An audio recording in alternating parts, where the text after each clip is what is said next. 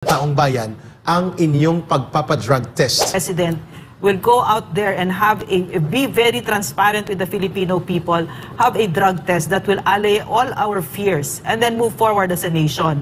Dahil sa ebidensyang inilabas ni Maharlika sa social media patungkol sa pagkasangkot umano ng ating Pangulo sa illegal na droga, ay hinamon ngayon ni Dr. Loren Badoy na dati nang na-contempt dahil umano'y sa fake news sa House of Representatives. Hinamon nga itong si Pangulong Marcos kung talagang hindi totoo itong pinalabas ni Maharlika ay magpa-drug test na. Idininay na ito ng PDEA at idinidinay din ng DILG at sinasabing umano'y pawang kasinungalingan lamang ang expose ni Maharlika.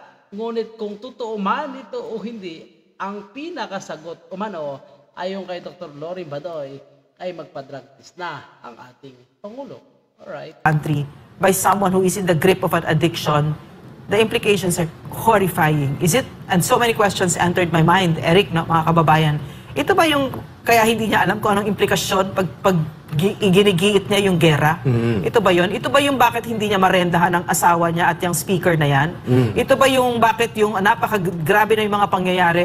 I mean, you know, this is like the Rocky Horror Show every day in the Philippines. May daming lumalabas and it doesn't seem like he's present, no? So, ito ba yon? Ito ba yung kung bakit na nakikita natin? It's not just even simple incompetence anymore. Now, we're talking about fitness to lead a country. And with something like this, no?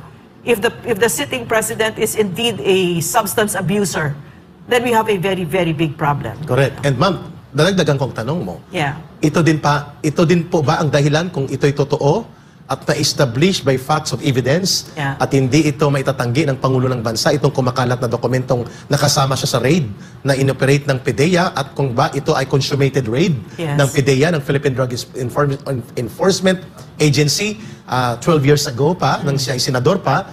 Kung totoo ito yung tanong ni Ma'am Lorraine, dadagdagan natin. Ito bang dahilan kung bakit kaya niyang lunukin na ipasarado ang isang legitimate, duly licensed, duly franchised na media outfit like SMNI, the only station na nanindigan at tumulong sa kanya ng libre, walang bayad, walang nisingkong duling na siningil sa kanila. Naku po, ito na nga po, mga kababayan po natin, sinumpat na nga at inilabas na ang kaalaman ni Ka-Eric patungkol sa kay Pangulong Marcos.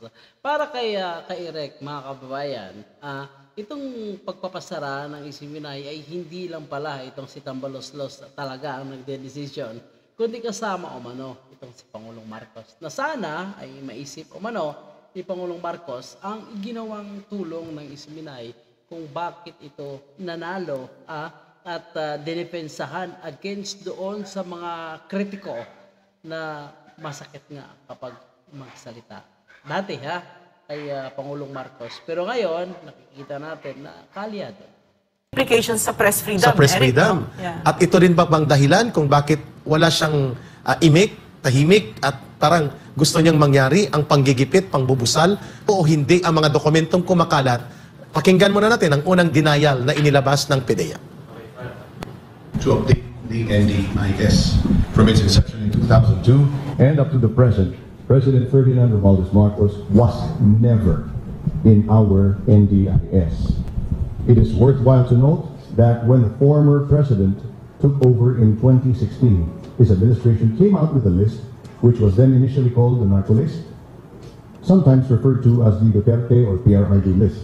And upon continuing validation and revalidation, it became the Interagency Drug Information Database, or IDID. The name of President Marcos is also not in the said list. Based on all the foregoing facts, the PDEA asserts that President Marcos Jr. is not and was never in its watch list.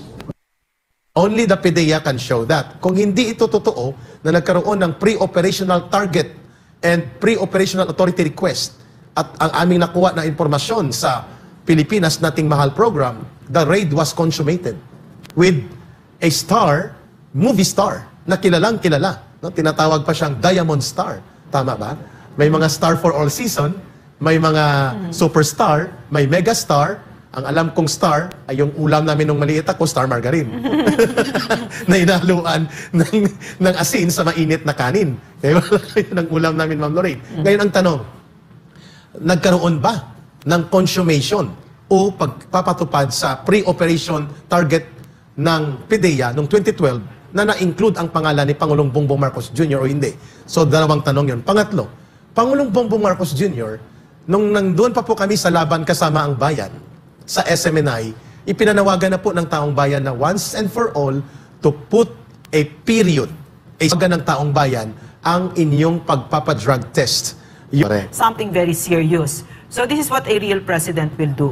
Okay, a real president will stand there and know very clearly what he owes the Filipino people, the moral authority, at siya yung may hawak ng buong Pilipinas. So a real president will go out there and be very transparent with the Filipino people, have a drug test that will allay all our fears, and then move forward as a... So yan po ang panawagan mga kababayan po natin ni Ka-Eric at Dr. Lorin Badoy na kung talagang malinis itong si Pangulong Marcos ay magpa-drug test na. Yan din po yung ilan sa mga nababasa natin, maging kritiko at taga-suporta, na pwede naman magpa-drug test umano itong si Pangulong Marcos para magkaalaman, lalabas na talaga ang katotohanan at mapapahiya itong mga naninira umano kay Pangulong Marcos. Pero ang tanong, magpapadrag test kaya itong si Pangulong Marcos in public, mga kababayan, kasi ang gusto ni dating Pangulong Digong is live.